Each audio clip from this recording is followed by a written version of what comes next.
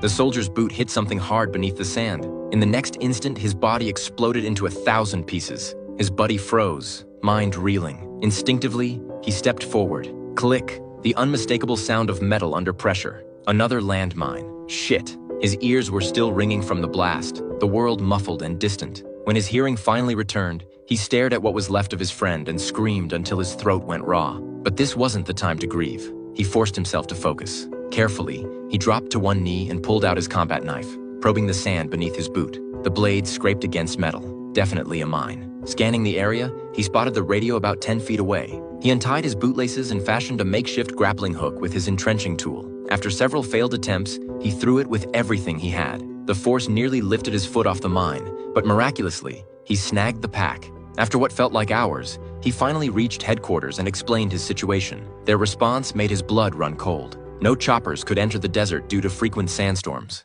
Ground rescue would take 52 hours. He set his watch timer, 52 hours in 113-degree heat. The odds weren't good. When hunger became unbearable, he ate his last piece of beef jerky and took 2 swigs from his canteen before it ran dry. Then a breeze picked up. He turned his head and his heart sank. A massive sandstorm was rolling in. He quickly shouldered his pack for extra weight and jammed his rifle into the ground as an anchor. By some miracle, he survived the onslaught, gasping for air. Grateful he hadn't been blown off the mine, his friend's body had been dragged by the wind to rest at his feet. That's when he noticed the radio was gone. He spotted it 30 feet away, carried off by the storm. All hope drained from him. To make matters worse, he'd already emptied his buddy's canteen. He fired several shots into the air and shouted for help, but the desert remained empty. Hours passed. The sun blistered his face until skin peeled away in sheets. Desperate, he tried to drink his own urine, but gagged on the acrid smell. Then he saw her, a little girl approaching with strange, uneven steps, carrying a water bottle. He grabbed it and drank greedily.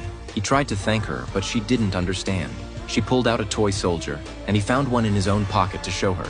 She arranged the toys on the ground and began pushing one forward. He didn't understand what she was trying to tell him. He gestured frantically toward the radio, begging for help, but she turned and ran, disappearing into the desert haze.